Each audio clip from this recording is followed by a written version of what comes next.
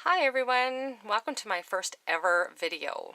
This is what I think is a totally new technique, so I'm just going to call it Watercolor Versamark Reveal. It's so quick and easy and I just love the results. I love the look of this technique. So the first thing that you're going to do is stamp your image onto your watercolor paper using Versamark ink.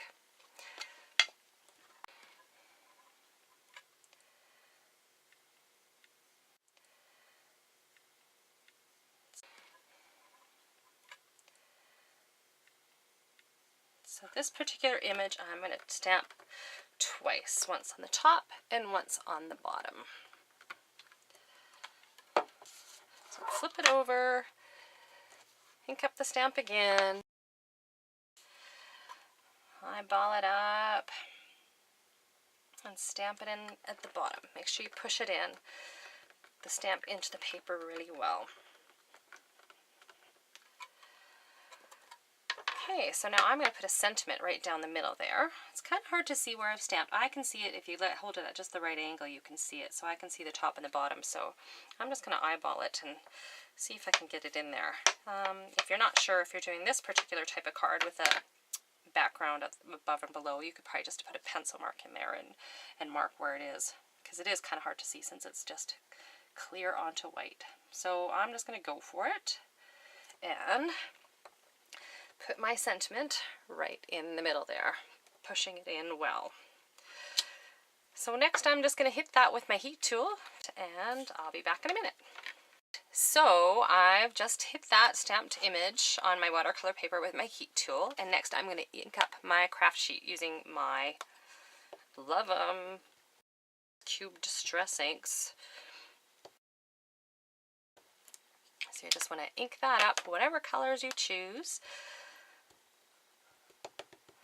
Right now I'm using mustard seed, was the first one I put down, and I'm kind of overlapping that a little bit with peacock feathers, and then some spiced marmalade on the left. So ink that up, give it a spritz with some water.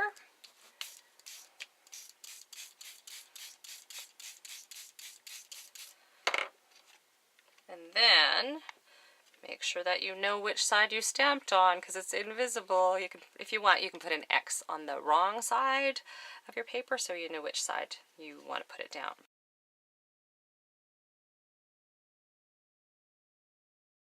Give it a little squish. You want to push it in really well.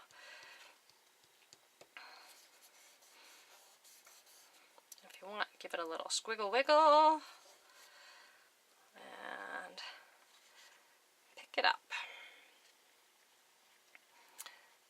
This is the fun part, because you can see, I'm just going to smush that with my thumb there, you can see that that distress ink is being soaked in by the Versamark.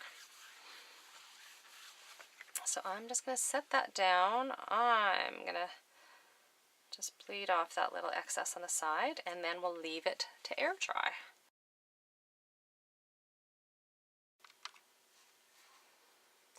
And so here's the completed card.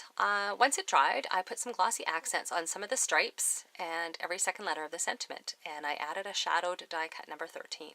This card's going to be for my son Jordan's 13th birthday, which is coming up super quick. So please let me know if you like this technique by leaving a comment on my blog or giving this video a thumbs up on YouTube. Thanks so much for watching.